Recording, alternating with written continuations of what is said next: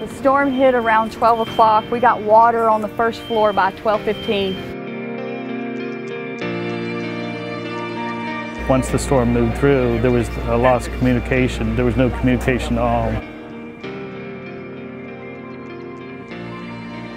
Well, we've been down here for a few days now, and I haven't spoken to my wife in 3 days.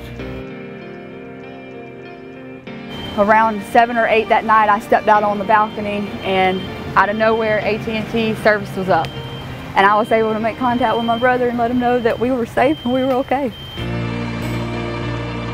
With the exception of probably Puerto Rico, this is by far the worst damage I've seen. Several times over the last couple of days, we've provided people with service, and the look on their face and the warmth in their heart as they were able to reach out to family and friends and let them know that they were okay. Watching that was just an amazing feeling.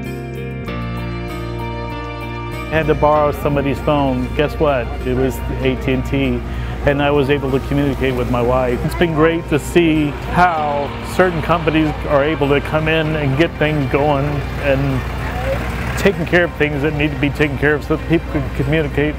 I'm sorry. I mean, y'all are lifesavers, really are. You're the only ones.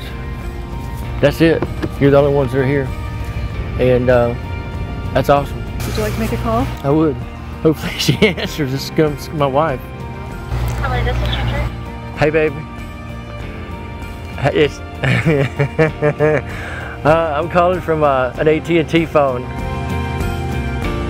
It's good to hear your voice.